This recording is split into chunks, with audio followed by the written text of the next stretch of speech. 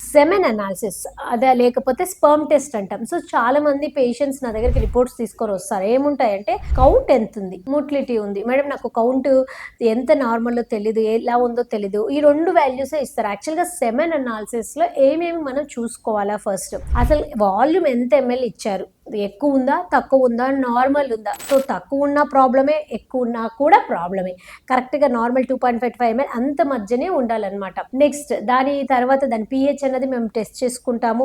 Next fructose test అన్నది, ఎందుకంటే కొన్నిసార్లు కౌంట్ 7 ఉండదు, కానీ ఫ్రక్టోస్ టెస్ట్ చేసుకోవటం వల్ల మనకు ప్రాబ్లం ఏ లెవెల్లో ఉంది, అసలు మధ్య పైపు పూర్తిగా బూడికపోయిందా, లేకపోతే ఓన్లీ పైపు బాగానే ఉన్న 7 మాత్రమే, కణాలు మాత్రమే రావట్లేదు. సో ఈ టెస్ట్ దీనికి యూస్ అవుతుంది అనమాట. నెక్స్ట్ దీని తర్వాత కౌంట్, సింపుల్గా కౌంట్. ఈ కౌంట్ చాలా మంది రిపోర్ట్స్ కూడా ఇస్తూ ఉంటారు, అది చూస్తుంటాం. సో చాలా మంది ఏం చేస్తారంటే 1 డ్రాప్ వేసి శాంపుల్ చెక్ చేసేసి కణం లేదనుకోండి అజోస్పర్మియా కౌంట్ 0 అని ఇచ్చేస్తారు. అట్లా చేయకూడదు.